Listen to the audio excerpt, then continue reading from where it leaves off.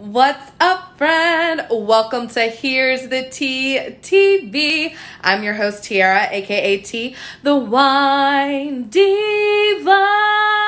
And I help you find wines that you are going to love, as well as feel comfortable and confident with your wine selections, wine pairings, and all fun things wine. So today I want to teach you how to make a marinade out of some leftover red wine. Are you excited? I hope you're excited. So, first off, happy Tipsy Tuesday and happy Election Day and happy National Mulled Wine Day. All sorts of awesome sauce stuff going on today. So let me know, how was your day? Did you have a good one? I hope you did. So let's get down to it. Let's see what we have to work with here today. So I have leftover red wine from last night's live about Bordeaux style wine. So this is a Louverture red wine blend. I have some onions and mushrooms all chopped up, ready to go. I have a very large thing of butter here, chef's cut, yeah. And this container is actually some asparagus with olive oil and lemon pepper seasoning, salt and pepper and all that. So I'm just waiting for that to just throw that in the oven when we're ready to get cooking. Some rosemary, salt, black pepper, some awesome steak seasoning put together, and then here are some beautiful fillets that we're going to be using this evening. It's wrapped in bacon because why not? That's amazing. And a little bit of flour, all right? Oh, and of course, garlic. Can't forget the garlic because garlic is delicious. All right, so that is all of the fixings that you're going to be using for tonight's marinade. So the first thing we're going to do is we're going to take the onions and the mushrooms. They are already pre-chopped, ready to go. And I'm also going to take a slab of butter and I'm going to throw it in our cast iron skillet. So I've already have this skillet heated up. It's something that I have learned from the amazing, let me know, do you follow Giada De Laurentiis? Because I think she's amazing. So I am going to turn the exhaust on. So I'm sorry if it's a little bit loud, but you know, that's how we got to do with the stovetop. So I'm just taking some butter, throwing it in our cast iron skillet here. So Jada says that you should always heat it up before you put your like oils and stuff in there, so the oil doesn't burn and so that the pan is ready to rock and roll when you are ready to get cooking. So the butter has now like totally 100% has melted.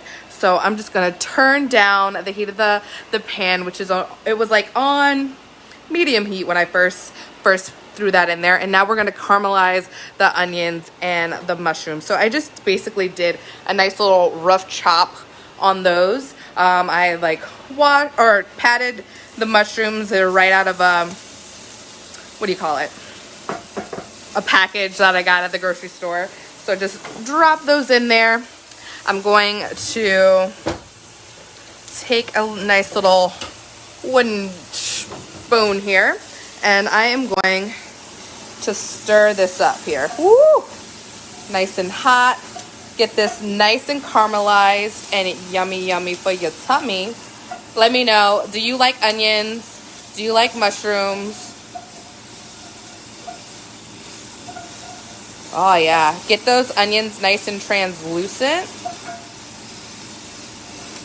And I love using a cast iron skillet because it's like just flavor on top of flavor. The more you use it, the more flavor the skillet has. So see all that like that brownness getting onto the onions and the mushrooms and everything. It's just all flavor. So I'm gonna take a little bit of salt and pepper and go ahead and season the mushrooms and onions because, you know, we like seasoning up in here. So a little salt, a little pepper. We're going to throw that right up in there with the onions and the mushrooms, okay? And then once that gets nice and ready to rock and roll, I am going to add more. I'm going to add the red wine, and I'm actually going to add a little bit more butter, okay? How's that sound? Do you like butter? Get a little Paula Deen up in here. I love me some butter, okay? All right, since we're friends, I'm gonna let you in on a little secret. When I was a kid, I 100% totally would go into the refrigerator and like get like a spoonful of butter. Yeah, like peanut butter, like whatever, but no, like legit butter, and I would like eat it. Yeah. That was me. I don't know. I'm just like, I was that kind of kid. So yeah, so I just threw some butter into the skillet. Yes, honey. Look at that. Look at it. Doesn't that look delicious? So swoosh. Stir that up a little bit.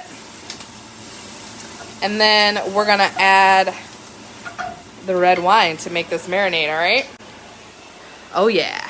We're gonna marinate the steaks in it, and it's gonna be delicious. But first things first, when I recommend that you cook with wine, when you cook with wine, making sauces, whatever, you should always use a wine that you're willing to drink yourself. I feel like sometimes we choose wines that are like, oh, it's cheap, it's whatever. But like, if you're using cheap wine, you're making a cheap and not necessarily the best quality sauce and marinades and all that good stuff. So use something that you'll actually drink. And then saying that, I got to pour a glass for me. So wine for me, wine for the marinade, right? Yes, that's the way you cook with wine. Wine goes all the way around. So we're doing that. We're going over here. Woo! And so you just want to glaze over your mushrooms and your onions. Fill that up nice. Bring it to a nice little simmer. Oh yeah. Stir it around a little bit, get all that goodness that's hanging out in the bottom there. So I'm gonna let that simmer. And because garlic is amazing, I'm gonna add the garlic now so the garlic flavor can get infused into the marinade. I hold off on using garlic a little too soon because garlic tends to burn, and I love it. And that's part of why I used whole cloves instead of chopping it up, because I like that big garlic taste. And I also don't want it to burn. And we're gonna use the same pan for leaving the steaks in to marinate as well as cooking the steaks. So it's gonna be in there for a while. So what I'm gonna do is I'm just gonna add that garlic in, stir this up. Boom. Yeah, so there's the marinade. So I'm just putting the pan on low, and then I'm gonna add the final little thing here. So our final ingredient for this marinade is actually some flour. So if you are like gluten-free and or you know, watching your carbs, all that kind of stuff, I say just go ahead and just leave this part out. But the flour is just a thickening agent to kind of give it a little bit more oomph, I mean, let's be real, make it a little bit thicker, right? So we're just gonna make it a little bit thicker with about a tablespoon or so of some flour in there. So we're just gonna shake some flour in here. Like so, and then we're gonna stir it up, get it all mixed in, and then we're going to cover it and leave it for a little bit. You can see the glaze is already starting to kind of thicken up, and I'm just going to cover it and let it sit for a couple minutes. After that, I'm actually going to turn off the stove and let it cool, because I don't want the steaks, when I put the steaks in the marinade, I don't want it to start cooking yet, and I'm not ready to start cooking yet. So I'm going to let that cool down after I let it thicken up a little bit. Put the steaks in there, let it sit for on both sides, and then just like leave it until it's time to cook. And when I cook it, I'm just gonna turn the stove back on, sear both sides of the steaks, and then I'm gonna throw them in the oven.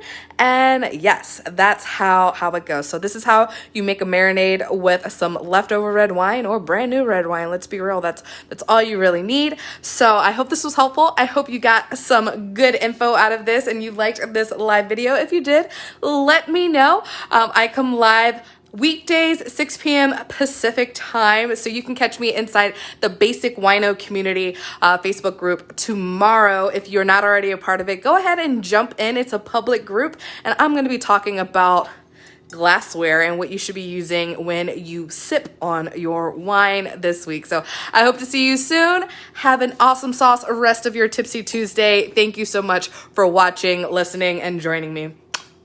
Cheers.